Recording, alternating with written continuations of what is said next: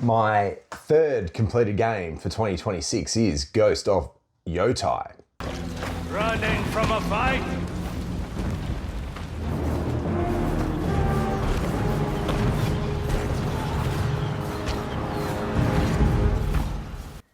I played this on PlayStation 5. It's a PlayStation exclusive.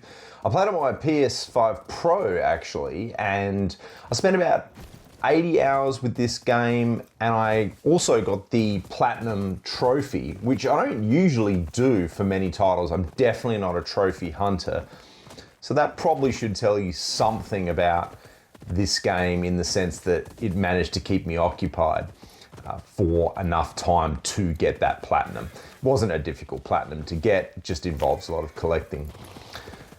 So what worked in this game? Well, look, I think there are two elements to the game that really kind of made it what it is, and that is the open world exploration.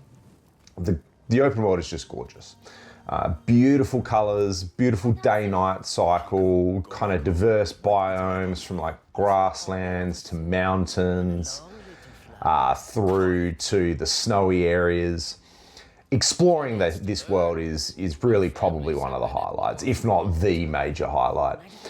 One thing I really think that Sucker Punch does really well, both with Yotei and Shishima, is the fact that the world is actually quite minimalistic. It doesn't have a lot of granular detail, but the fidelity is kind of really brought to life through the beautiful use of colors. The way that the flowers and the trees have these bright, beautiful colors, and obviously the movement of the wind, this just really makes these games totally stunning to look at. And you can definitely get lost in the photo mode and exploring the world, riding on your horse throughout. Pretty beautiful experience, and that's definitely something I really never tired of. The open world is amazing in this game. And the other thing that worked really well, for me at least, was the combat. The combat is action orientated, but it has a layer of challenge there that I think is quite unique. Coming from something like maybe AC Shadows, which is really that kind of hack and slash style, still enjoyable, don't get me wrong. And I do wish that Yotei had a little bit more visceral type combat. You don't really get too many sort of killing or finishing moves as such, but still very violent in nature and definitely great kind of blood mechanics there as well.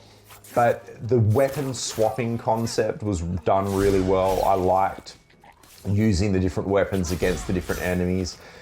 You know, the variety in enemies, and I guess when you're not exploring a fantasy world, when it's trying to be historically accurate, you're ultimately just dealing with humans, which has some limitations about how much variety they can build in there. But switching between the different weapons, and then you've got kind of sidearms and things you can throw, and then you've got, you know, the wolf as well, bringing that kind of concept in there.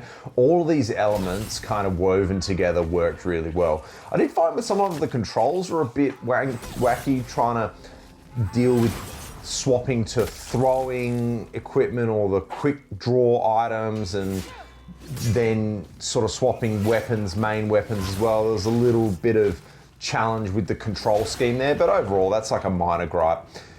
Dealing with the combat, dealing with the standoffs and the different attack patterns that you can nail, and the parries and the perfect parries, all of these things come together really well in Yotei.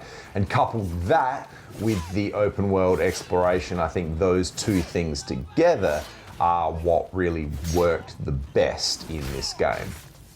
So what didn't really work for me? And I've got to say, I got open world fatigue with this game.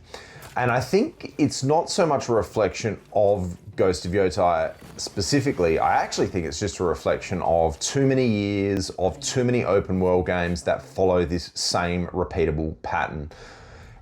You've got to kind of unlock the map as you progress. Yes, there's open world events. They're fine to start with, doing some bamboo, you know, uncovering some foxholes. You do a few of those, it's fun, it's exciting, it's enjoyable, and then it's just on repeat. And I don't really think there's too much of an open world formula that uses like maps and points of interest that can really stand the test of time. I think open world games really have to progress in this area. I really felt myself getting fatigued. If it wasn't for that beautiful world to explore and the exciting combat, I probably wouldn't have stuck it out through the platinum. It's also worth saying, you know, I didn't get this platinum quickly. It took me probably a couple of months to kind of chip away at this game, playing, you know, an hour here, a couple of hours here. So I definitely had to kind of really encourage myself to stick it out and get the platinum in the long run. That open world formula, I don't know how much longer that can become part of mainstay gaming. I just think it's fading. I just think people are getting tired of that kind of formula, and there needs to be an evolution in this area. So for that, I don't think that really worked. And this game really didn't, it played it safe in the open world setting, and even in the franchise itself, it really did nothing extra. The story, revenge story, float around the map, assassinate some evil people that have done you wrong, and then unlock all of the different open world points of interest. That's it. It's been done 100 times before. So other than a really beautifully executed world, I think that the open world formula itself really just isn't exciting anymore. It is just fading. Overall, I think this game was totally worth it. It's a great entry. It's highly polished. It's beautiful to look at. It sets the scene and has a level of immersion. I think they nailed that area of it. I'm glad I finished it. So that was my third game for 2026.